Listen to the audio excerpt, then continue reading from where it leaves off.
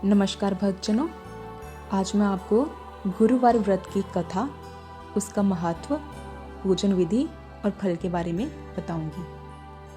तो चलिए शुरू करते हैं। देव गुरु बृहस्पति को बुद्धि और शिक्षा का कारक माना जाता है।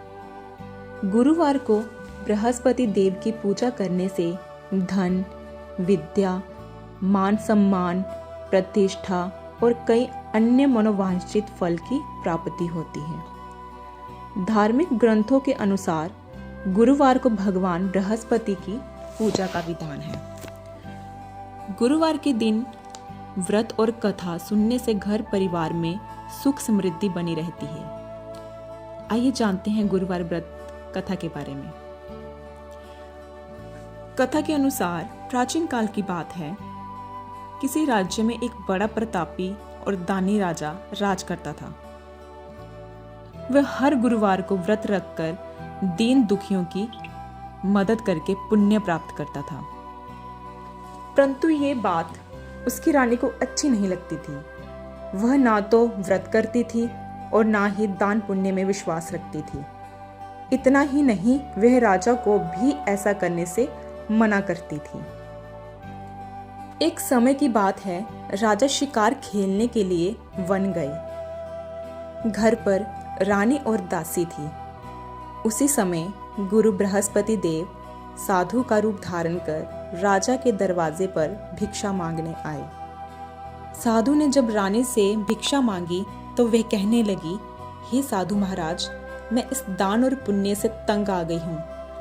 आप कोई ऐसा उपाय बताएं जिससे कि सारा धन नष्ट हो जाए और मैं आराम से रह सकूं। इतना सुनकर बृहस्पति देव ने कहा, हे देवी, तुम बड़ी विचित्र हो। संतान और धन से कोई दुखी होता है? अगर अधिक धन है तो इसे शुभ कार्य में लगाओ। कुंवारी कन्याओं का विवाह कराओ, विद्यालय और बाग बगीचे का निर्माण कराओ, जिससे तुम्हारे दोनों लोग सुधरें। परंतु साधु की इन बातों से रानी को खुशी नहीं हुई। उसने कहा कि मुझे ऐसे धन की आवश्यकता नहीं है जिसे मैं दान दूं और जिसे संभालने में मेरा सारा समय नष्ट हो जाए। तब साधु ने कहा, अगर तुम्हारी ऐसी इच्छा है तो मैं जैसा तुम्हें बताता हूँ तुम वैसा ही करना। गुरुवार के दिन तुम घर को गोबर से लीपना, अपने बालों को पीली मिट्टी से धोना, राजा से हजामत बनाने को कहना, भोजन में मांस मदिरा का प्रयोग करना, कपड़े धोबी के यहाँ धुलने देना। इस प्रकार 7 बृहस्पतिवार करने से तुम्हारा समस्त धन नष्ट हो जाएगा। इतना कहकर साधु के रूप में बृहस्पति देव अंतर्ध्यान हो गए। साधु के अनुसार कई बातों को पूरा करते हुए रानी को केवल 3 बृहस्पतिवार ही बीते थे कि उसकी समस्त धन संपत्ति नष्ट हो गई। भोजन के लिए राजा का परिवार तरसने लगा। तब एक दिन राजा ने रानी से बोला कि हे रानी, तुम यहीं रहो। मैं दूसरे देश में जाता हूँ क्योंकि यहाँ पर सभी लोग मुझे जानते हैं, इसलिए मैं कोई छोटा कार्य नहीं कर सकता। ऐसा कहकर राजा दूसरे देश चला गया। वहाँ वह जंगल से लकड़ी काट कर लाता और शहर में बेचता। इस तरह वे अपना जीवन व्यतीत करने लगा। इधर राजा के परदेश जाते ही रानी और दासी दुखी रहने लगी। एक बार जब रानी और दासी को 7 दिन तक बिना भोजन के रहना पड़ा तो रानी ने अपनी दासी से कहा, हे दासी, पास ही के नगर में मेरी बहन रहती है। वह बड़ी धनवान है, तो उसके पास जा और कुछ ले आ ताकि थोड़ी बहुत गुजर बसर हो जाए। दासी रानी की बहन के पास गई। उस दिन गुरुवार था और रानी की बहन उस समय बृहस्पतिवार व्रत की कथा सुन रही थी। दासी ने रानी की बहन को अपनी रानी का संदेश दिया, लेकिन रानी की बड़ी बहन ने कोई उत्तर नहीं दिया। जब दासी को रानी की बहन से कोई उत्तर नहीं मिला तो वह बहुत दुखी हुई और उसे क्रोध भी आया। दासी ने वापस आकर रानी को सारी बात बता दी। ये सुनकर रानी ने अपने भाग्य को कोसा। उधर रानी की बहन ने सोचा कि मेरी बहन की दासी आई थी, परंतु मैं उससे नहीं बोली, इससे वे बहुत दुखी हुई होगी।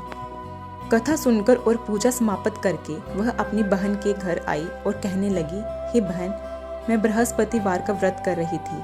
तुम्हारी दासी मेरे घर आई थी, परंतु जब तक कथा होती है तब तक ना तो उठते हैं और ना ही बोलते हैं, इसलिए मैं नहीं बोली। बताओ दासी क्यों आई थी? रानी बोली, बहन तुमसे क्या छिपाऊं, हमारे घर में खाने तक को अनाज नहीं है। ऐसा कहते कहते रानी की आंखें भर आई। उसने दासी समेत पिछले 7 दिनों से भूखे रहने की पूरी बात अपनी बहन को बता दी। रानी की बहन बोली, देखो बहन, भगवान बृहस्पति देव सबकी मनोकामना को पूर्ण करते हैं। देखो शायद तुम्हारे घर में अनाज रखा हो। पहले तो रानी को विश्वास नहीं हुआ, पर बहन के आग्रह करने पर उसने अपनी दासी को अंदर भेजा तो उसे सचमुच अनाज से भरा एक घड़ा मिल गया। ये देखकर दासी को बड़ी हैरानी हुई। दासी रानी से कहने लगी, हे रानी, जब हमको भोजन नहीं मिलता तो हम व्रत ही तो करते हैं, इसलिए क्यों ना इससे व्रत और कथा की विधि पूछ ली जाए ताकि हम भी व्रत कर सकें। तब रानी ने अपनी बहन से बृहस्पतिवार व्रत के बारे में पूछा। उसकी बहन ने बताया, बृहस्पतिवार के व्रत में चने की दाल और मुनक्का केले की जड़ में अर्पित करें तथा दीपक जलाएं। व्रत कथा सुने और पीला भोजन ही करें। इससे बृहस्पति देव और भगवान विष्णु प्रसन्न होते हैं। व्रत और पूजा की विधि बताकर रानी की बहन अपने घर को लौट गई। 7 दिन के बाद जब गुरुवार आया तो रानी और दासी ने व्रत रखा। वह गुड़ साल में जाकर चना और गुड़ लेकर आई। फिर उससे केले की जड़ तथा विष्णु भगवान की पूजा की। अब पीला भोजन की चिंता को लेकर दोनों बहुत दुखी हुई। चूंकि उन्होंने व्रत रखा था इसलिए बृहस्पति देव उनसे प्रसन्न थे। वे एक साधारण व्यक्ति का रूप धारण कर 2 थालों में पीला भोजन दासी को दे गए। भोजन पाकर दासी प्रसन्न हुई और फिर रानी के साथ मिलकर भोजन ग्रहण किया। उसके बाद वह सभी गुरुवार को व्रत और पूजा करने लगी। बृहस्पति देव की कृपा से उनके पास फिर से धन संपत्ति आ गई, परंतु रानी फिर से पहले की तरह आलस्य करने लगी। तब दासी बोली, देखो रानी, तुम पहले भी इस प्रकार आलस्य करती थी। तुम्हें धन रखने में कष्ट होता था, इस कारण सभी धन नष्ट हो गया, और अब जब देव बृहस्पति की कृपा से धन मिला है तो फिर से आलस्य होने लगा है। रानी को समझाते हुए दासी कहती है कि बड़ी मुसीबतों के बाद हमने ये धन पाया है, इसलिए हमें दान पुण्य करना चाहिए, भूखों को भोजन कराना चाहिए और धन को शुभ कार्यों में खर्च करना चाहिए। इससे तुम्हारे कुल का यश बढ़ेगा, स्वर्ग की प्राप्ति होगी और पितृ प्रसन्न होंगे। दासी की बात मानकर रानी अपना धन शुभ कार्यों में खर्च करने लगी। इससे पूरे नगर में उसका यश बढ़ने लगा। बृहस्पतिवार व्रत कथा के बाद श्रद्धा के साथ आरती की जानी चाहिए। इसके बाद प्रसाद बांटकर उसे ग्रहण करना चाहिए। ये थी गुरुवार व्रत की कथा। भक्तजनों, व्रत चाहे कोई भी हो, अगर हम उसे सच्चे मन से और पूरी श्रद्धा के साथ करें तो फल अवश्य मिलता है। धन्यवाद।